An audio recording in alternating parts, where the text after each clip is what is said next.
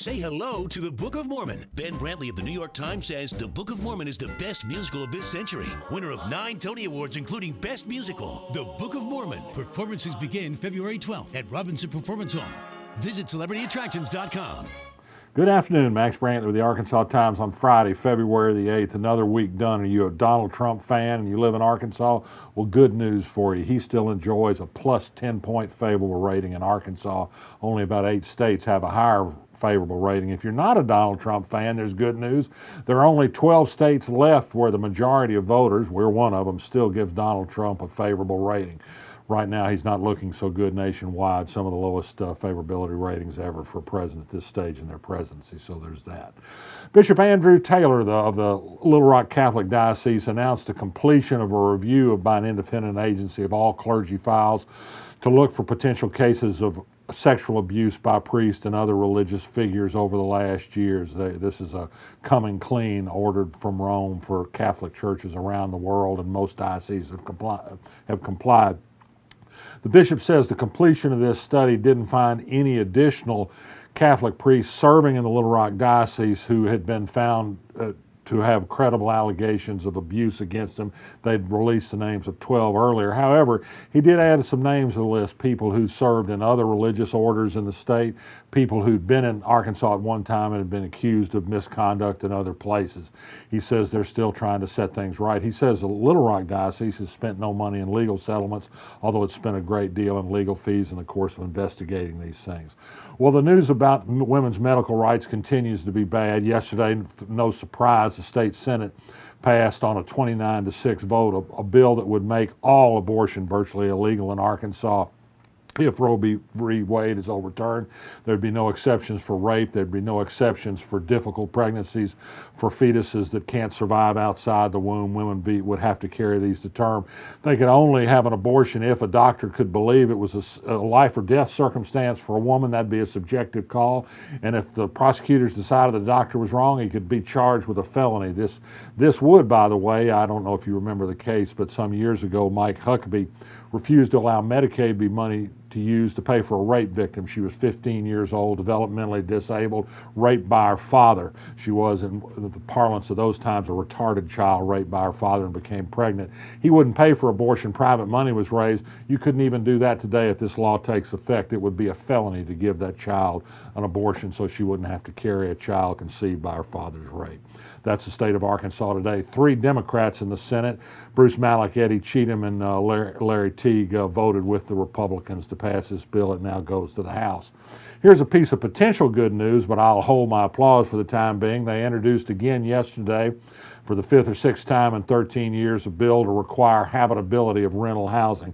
That is, landlords would have to make their rental housing safe and able to be lived in with proper utilities and those sorts of things, or you wouldn't be necessarily required to pay your rent.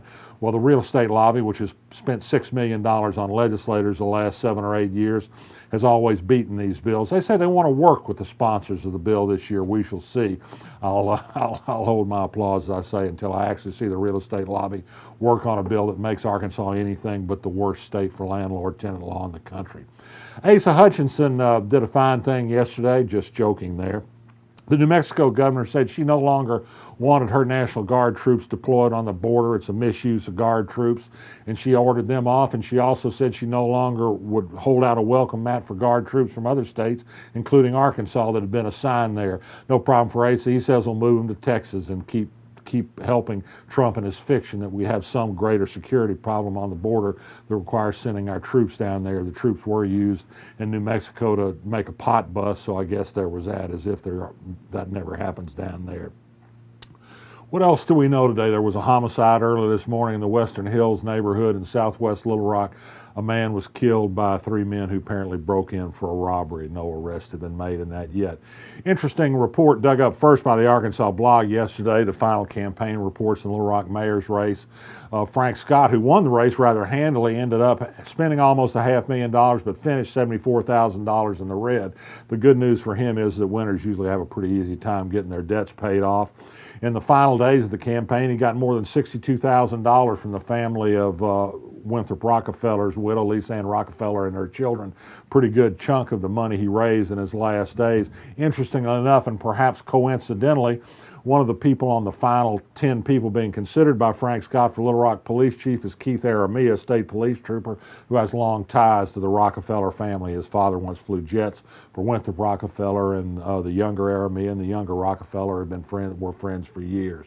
So there's that.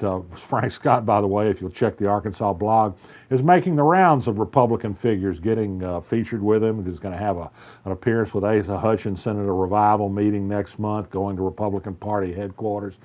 Last I looked, Democrats carried every race on the ballot in Little Rock just about last year, but Frank Scott's making overtures on that side. Maybe he's considering a switchover. Best story of the day came last night. Jeff Bezos, the fabulously wealthy founder of Amazon, owner of the Washington Post, revealed that the publishers of the National Enquirer tabloid had threatened to run compromising pictures of him, a dick pic as they say in the language, if he didn't agree to their demands to issue some apologies and stop investigating them for their tactics. Bezos is able to do what others can't do and said, tell them to stuff it. He said he'll take the embarrassment. He released everything they'd written to him and said he doesn't intend to stop investigating anything. This tabloid was in the midst of the Donald Trump investigation for buying stories damaging to Trump and then killing them. They're going to get a little taste of their own medicine, it would appear, from a guy who can afford to run the long fight. Jeff Bezos is resisting. You should too. I'm Max Brantley. I'll be back next week.